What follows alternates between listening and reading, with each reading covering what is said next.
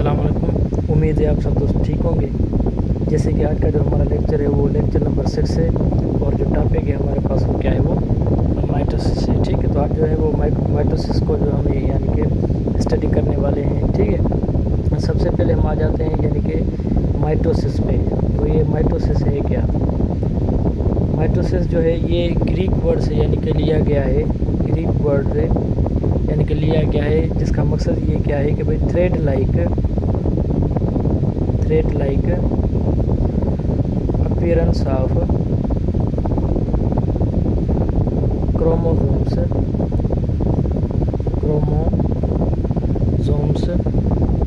During this stage. तो इसको क्या कहा जाता है? माइटोसिस कहा जाता है। ठीक है, तो मतलब ये एक ऐसी स्टेज है जिसमें जो यानी कि जो क्रोमोसोम्स की यानी कि थ्रेड लाइक स्ट्रक्चर ऑफ जो क्रोमोसोम्स है वो जब वो अपीयर होना शुरू हो जाए तो उसको क्या कहते हैं, यानी कि माइटोसिस, यानी कि जिसमें वो अपीयर हो जाए। ठीक है, उसके बाद जो है वो इसको माइटोसिस को जो है वो क्या कहा जाता है? Equatorial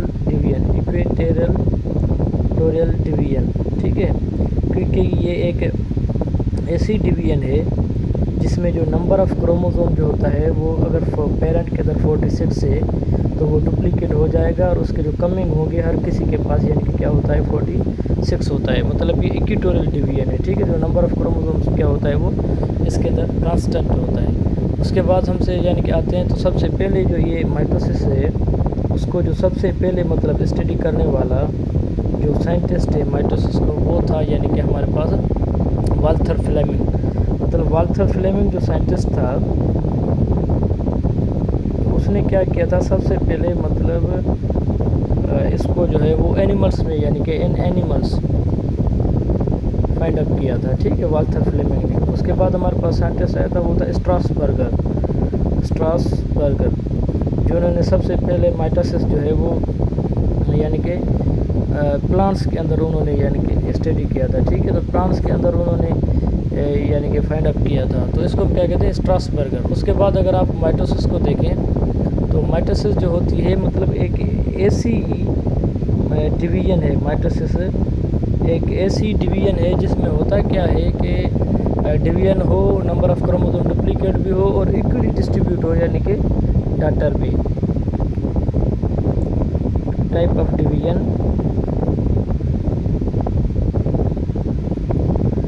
in which chromosomes are duplicated and equally distributed।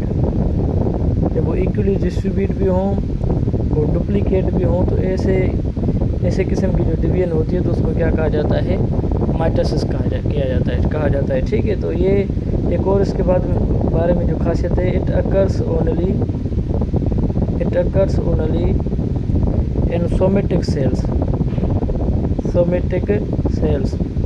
क्योंकि हमारी बॉडी के दो किस्म के सेल होते हैं, एक होते हैं सोमेटिक सेल्स और दूसरा होते हैं जर्म सेल्स।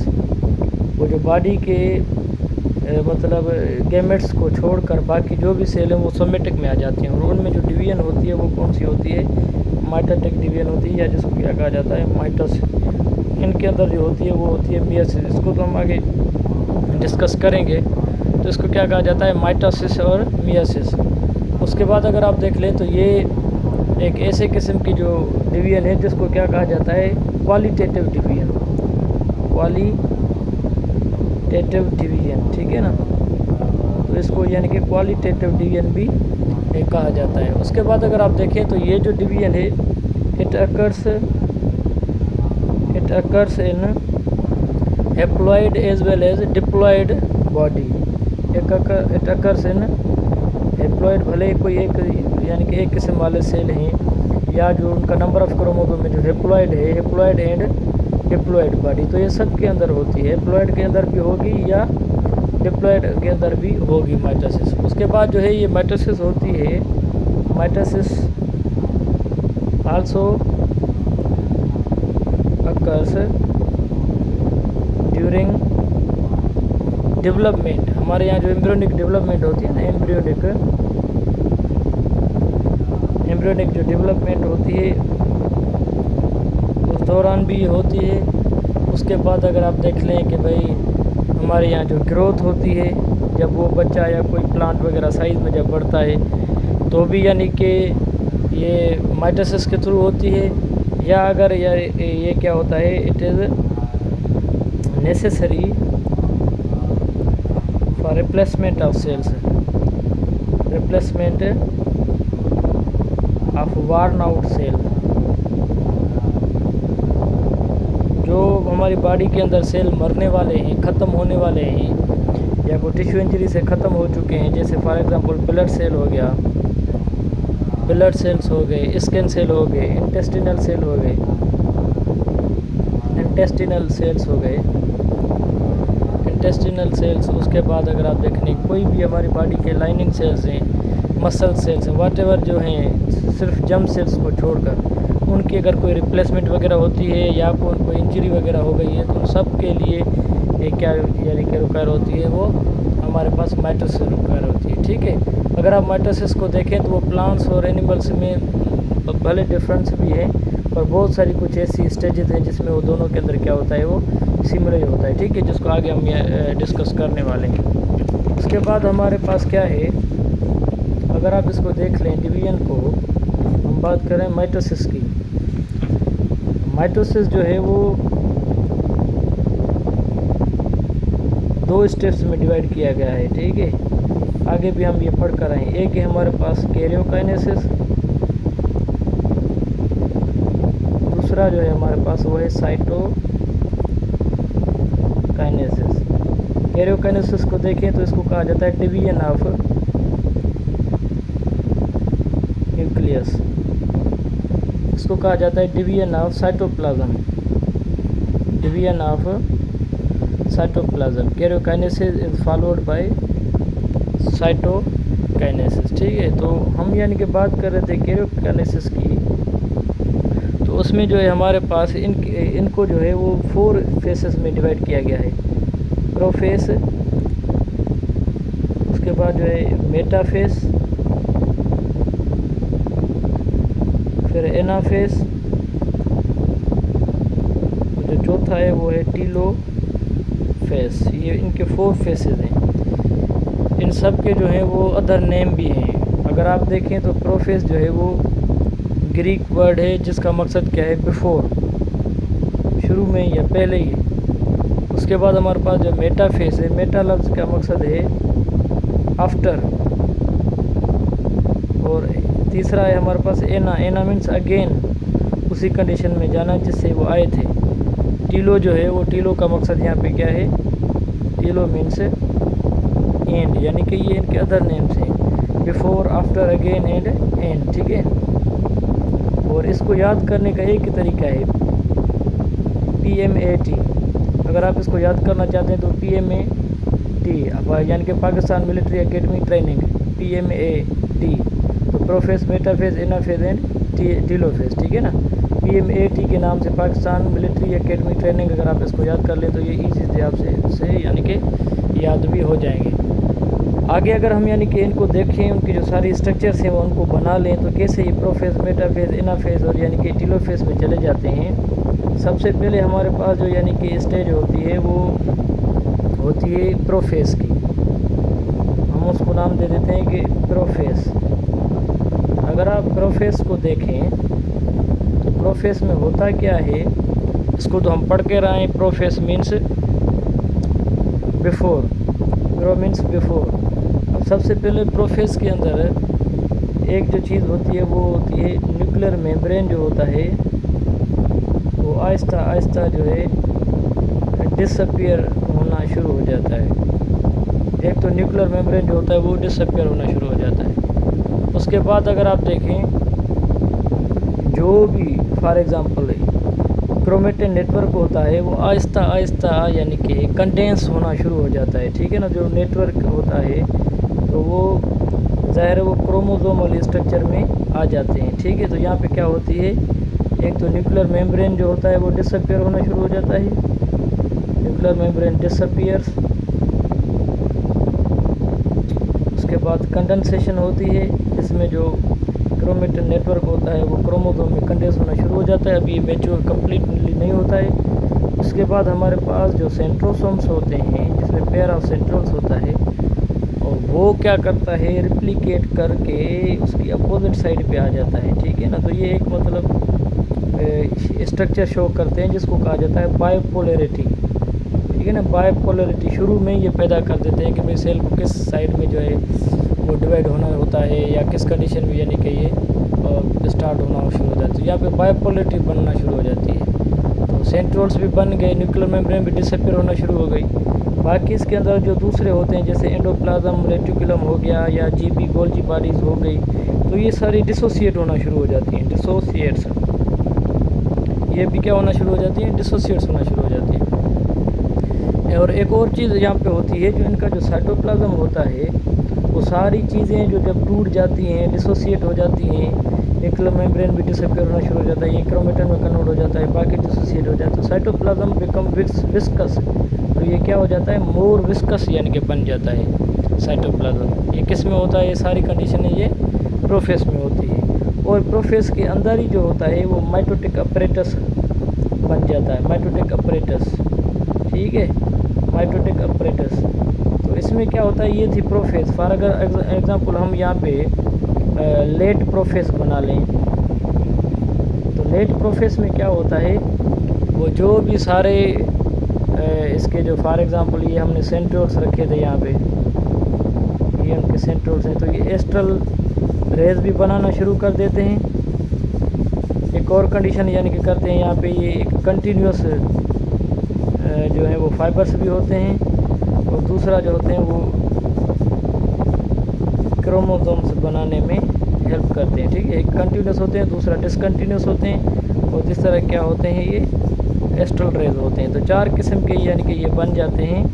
अभी ये शुरू हो रहे हैं, हम बात करें लेट प्रोफेस की। ठीक है, यानी कि मेटाफेस की हम बात नहीं करें। तो लेट प्रोफेस में ये स्पिंडल फाइबर्स भी बन जाते हैं, एस्ट्रल रेज भी, और क्रोमोसोम जो होते हैं वो काइनेटोकोर की मदद से यानी कि स्पिंडल फाइबर्स के साथ वो अटैच भी हो जाते हैं। ठीक है, तो ये क्या होता है, लेट प्रोफेस में होता है। जैसे ही ये लेट प्रोफेस आगे जो है वो दाखिल होता है किस में, मेटाफेस में। आगे जो ये दाखिल होता है वो होता है किस में, मेटाफेस।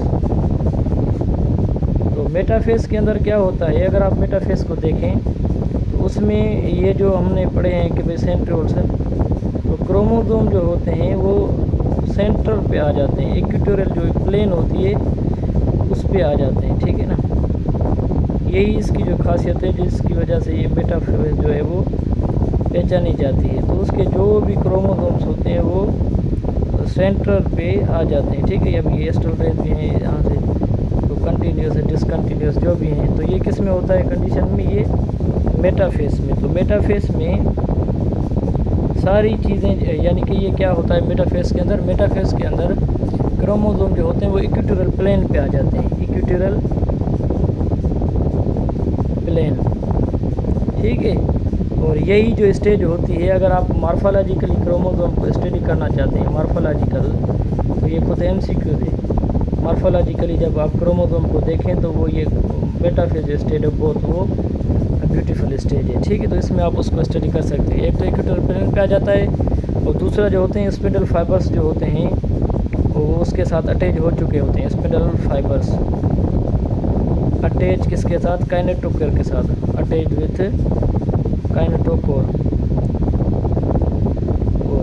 तो ये हो गया मेटाफेस। मेटाफेस जैसे ही आगे जाता है तो ये चला जाता है किसमें, एनाफेस में। तो एनाफेस में फिर क्या होता है, वो जो भी क्रोमोसोम्स आपस में मिले थे तो वो अपने फिर जो है वो मरकज़ की तरफ जो है वो उनकी जब काइनेटोकोर होती है वो स्प्लिट हो जाती है, तो वो अलग अलग होना यानी कि क्या हो जाते हैं, वो शुरू हो जाते हैं। ठीक है, किसमें, एना मीन्स अगेन वो अपने यानी कि मरकज़ की तरफ चले जाते हैं, जिसको कहा जाता है एनाफेस। तो एनाफेस में क्या होता है, एनाफेस में सेंट्रोमियर्स जो होती हैं वो स्प्लिट हो जाती हैं, यानी कि मूवर्स टूवर्ड्स द पोल। ये भी अपने पोल की तरफ इसका डायरेक्शन होता है, इसका भी अपनी पोल का डायरेक्शन होता है। अभी देखें ना, ये इसकी जो स्ट्रक्चर है वो ऐसे आपको दिखाई दे रहा है, क्योंकि मकसद है कि ये वापस खींची चली जा रही है, इसलिए क्रोमोसोम जो है वो ये ऐसे बन चुके हैं, तो ये उसकी तरफ चला जा रहा है। और फोर्सेस यहाँ पे जो रिस्पॉन्सिबल होती हैं इनके लिए वो कौन पैदा करता है, वो इंटरजोनल फाइबर्स पैदा करता है, ठीक है, स्ट्रेचिंग ऑफ इंटरजोनल फाइबर्स। तो जैसे ये जो बीच वाले जो फाइबर्स होते हैं इसको कहा जाता है इंटरजोनल फाइबर्स। अभी ये क्या करते हैं, वो फोर्सेस पैदा करते हैं, इसको इधर खींच देते हैं, इसको इधर खींच देते हैं, ठीक है। तो इसको कहा जाता है एनाफेज। अच्छा, अगर आप उसको मतलब फंक्शनली जो है वो क्रोमोसोम्स को अगर आप देखें, उसकी जो मतलब ये क्रिटिकल जो स्टेज है वो कौन सी वाली है, एनाफेज है, क्योंकि इसमें जो अगर हम देखें क्रिटिकल स्टेज फॉर क्रोमोसोम्स मेसिस के अंदर, तो वो जब क्रॉसिंग ओवर होती है तो ये सेपरेट होकर चले जाते हैं, तो ये क्रिटिकल स्टेज होती है, इस पर उसकी फेट जो है वो डिसाइड होती है। अच्छा, ये जो स्टेज होता है वो इसमें सबसे ज़्यादा जो है वो एटीपी कंज्यूम होता है, अबाउट 30 एटीपी जो होती हैं वो जस्ट इस स्टेज में आ जाती है। कौन सी वाले में, एनाफेज वाली स्टेज में, ठीक है। जैसे ही एना जो है आगे चलता है तो ये चला जाता है एक और स्टेज में जिसको कहा जाता है टीलोफेज।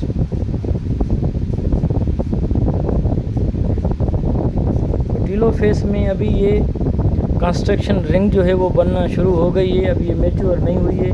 जो न्यूक्लियर मेम्ब्रेन होता है फिर जो है वो रीअपियर शुरू होना जाता है, और क्रोमोसोम जो होता है वो क्रोमेटिन में कन्वर्ट हो जाता है। ये इसमें भी होगा, फिर इसमें भी होगा, ठीक है।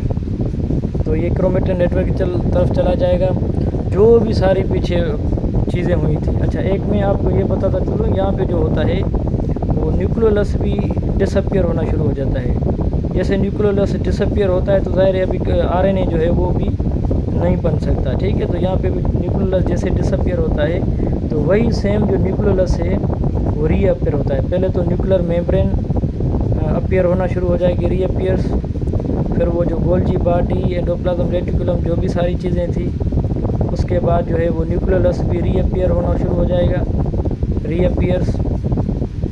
और सेंट्रोल जो होते हैं, एक चला जाता है इस साइड, दूसरा चला जाता है इस साइड, वो भी जो है अपने यानी कि पर्टिकुलर सेल की तरफ चले जाते हैं। एक और चीज़ मैं आपको बता दूं, तो यहाँ पे मतलब ये स्पेंडल फाइबर्स जो होते हैं वो भी क्या हो जाते हैं, जो ये पहले बने हुए थे तो ये यहाँ पे spindle fibres dissociate, spindle fibres ये अभी अलग होना शुरू हो जाएंगे, डिसोसिएट्स, ठीक है ना। तो ये सारी चीज़ें कहाँ पे होती हैं, इसके अंदर होती है। तो स्पेंडल फाइबर्स भी क्या होगा, वो डिसोसिएट होना शुरू हो जाएगा। सारी चीज़ें जो वहाँ पे हुई थी ये उनके उल्टा होंगे, ठीक है। क्रोमोसोम जो होते हैं वो अभी डीकंडेंस होकर सेम क्रोमेटिन नेटवर्क बनाएंगे, न्यूक्लियर मेम्ब्रेन रीअपियर होगा, तो ये सारी चीज़ें होंगी। तो यहाँ पे एक कंस्ट्रक्शन रिंग बनी है, किसमें, टीलोफेज में। ये जो स्टेज है वो कौन सी वाली है, टीलोफेज, मतलब ये एंड स्टेज के हम करीब पहुँचे हैं, अभी साइटोकाइनेसिस नहीं हुई है। आगे जब हम इसको देखेंगे तो होगा क्या, यानी कि ये जो भी दो सेल यहाँ पे हमने बनाए थे फॉर एग्ज़ाम्पल, तो ये आगे डिवाइड होंगे किसमें, दो सेल में। तो यहाँ पे एक और चीज़ मैं आपको बताऊँ, इसको कहा जाता है साइटोकाइनेसिस। अभी यहाँ पे प्लांट्स और एनिमल्स के अंदर जो जो चीज़ें होती हैं उनको थोड़ा सा हम यानी कि पढ़ेंगे। तो ये इसका अपना न्यूक्लियर मेम्ब्रेन इधर हो गया, ये इसका इधर हो गया, इसके पास अपना क्रोमेटिन नेटवर्क, इसके पास अपना क्रोमेटिन है, इनके पास वो जो सेंट्रियोल्स भी हैं, बाकी जो मटेरियल इनको चाहिए होता है वो भी है। तो इधर मैं थोड़ा आपको बता लूँ कि ये जो कंस्ट्रक्शन रिंग बनी थी ये कैसे बनी थी, ये कहाँ से बनी थी, क्योंकि अगर आपको थोड़ा सा याद हो तो हम पीछे पढ़ कर आए थे एस्ट्रल रेज जो निकलते हैं छोटे छोटे। हालांकि अगर आप बुक्स के अंदर देखोगे तो इनके फंक्शन के बारे में नहीं बताया गया, पर इनका फंक्शन है। अब कौन सा फंक्शन है, वो फंक्शन ये है कि ये जो एस्ट्रल रेज होते हैं असल में ये क्या करते हैं, ये जो साइटोकाइनेसिस की जब हम बात कर रहे थे, डिवीजन ऑफ साइटोप्लाज्म की जब हम बात कर रहे थे, तो ये जो सेल्स के अंदर वो कंस्ट्रक्शन रिंग बनती है ना, कॉन्ट्रैक्टाइल जो रिंग बनती है, ये असल में एस्ट्रल रेज होते हैं, वो उसको मैसेज देते हैं एक्टिन और मायोसिन को। तो वो क्या करते हैं, वो सेंटर की तरफ एक्टिन और मायोसिन जो होते हैं वो उसे सिग्नल सेंड करते हैं, किसको, इक्वेटोरियल रीजन को। और जैसे ही वो सिग्नल एस्ट्रल रेज जो है वो इसको सेंड करते हैं, इधर से भी आते हैं इधर से भी इक्वेटोरियल रीजन की तरफ, तो वो क्या करता है, एक्टिन और मायोसिन जो होते हैं प्रोटीन होते हैं उनको एक्टिवेट करता है और आहिस्ता आहिस्ता यानी कि एक रिंग बनाता जाता है, जिसको हम क्या कहते हैं, कॉन्ट्रैक्टाइल रिंग। अब ये कौन से होंगे, एक्टिन और मायोसिन। जैसे ही वो कॉन्ट्रेक्टाइल वहाँ पे यानी कि रिंग बन जाएगी तो बाहर से पिंचिंग होना शुरू हो जाएगी अंदर की तरफ, तो आहिस्ता आहिस्ता आहिस्ता वो क्या हो जाएंगे, एक दूसरे से सेपरेट हो जाएंगे। ये अंदर केस ऑफ अगर आप यानी कि देख लें मिसाल और एनिमल्स में, तो ये इसी तरह से कंस्ट्रक्शन रिंग बनती है। वो ये किसका काम होता है, एस्ट्रल रेज का। एक तो एस्ट्रल रेज ये काम करता है सेंड सिग्नल्स, और दूसरा इसका भी काम है कि ये स्टिफनेस पैदा करता है, वो ठीक है ना, वो शक्ति जो उसमें अंदर पैदा करता है स्पिंडल फाइबर्स में, वो भी इसका काम होता है, ठीक है। और जब हम प्लांट्स की बात करते हैं तो प्लांट्स के अंदर क्या होता है, अगर आप देखें तो फॉर एग्जांपल उनके ऐसे सेल होते हैं प्लांट्स के, तो प्लांट सेल के अंदर क्या होता है, उसमें एक फ्रेगमोप्लास्ट बनता है। अब वो फ्रेगमोप्लास्ट कहाँ से बनता है, ये बात कर रहा हूँ मैं, फ्रेगमोप्लास्ट।